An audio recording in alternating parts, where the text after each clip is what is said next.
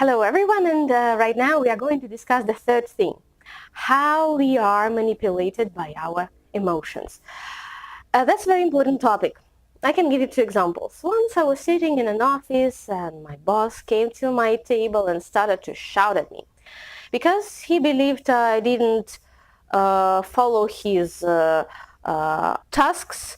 I didn't complete the task within the special term, and I did everything wrong, and he was shouting at me, and I became red in my face, and I said, wait, I will do everything right now, don't worry.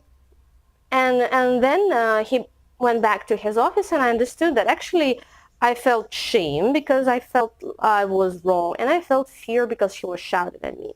But in reality, he never told what I had to do in advance. He just came to me shouting. Yeah?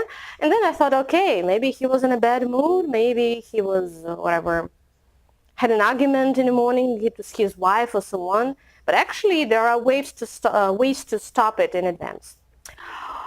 Or another thing, I have two acquaintances, that's a couple, and when a girl wants something, she starts nagging like a small girl.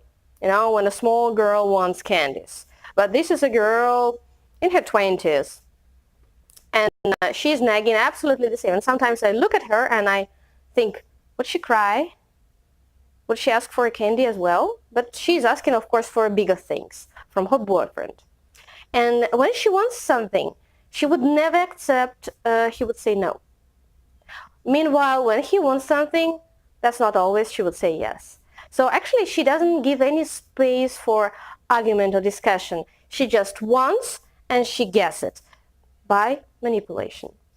Yeah. Just one nice comparison.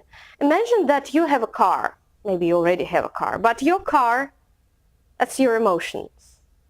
Yeah?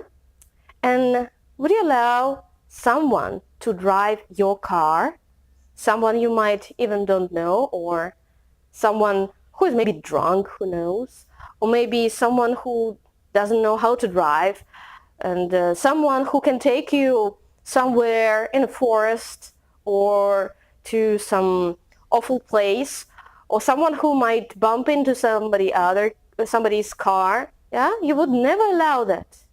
And it's the same with manipulation. Your emotions are just your emotions. So when you allow someone to manipulate you, you actually lose the control. Yeah, because someone can do whatever he wants. That's why we have one small exercise. Of course, I would be happy to give you an exercise how to say no, but in reality, it takes some people just 1 hour and some people several weeks to say no.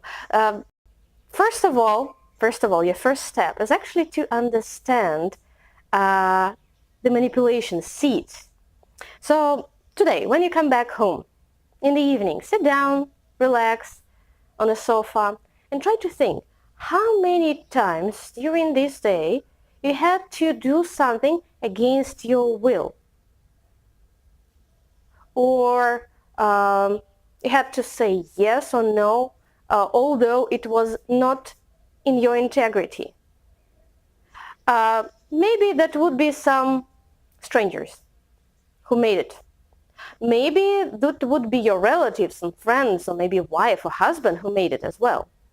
Try to think how many times per day, today, you were manipulated. It's your first step. Once you understand it, once you see it, you will recognize it and you will start noticing, and then I will give you some more techniques to stop it.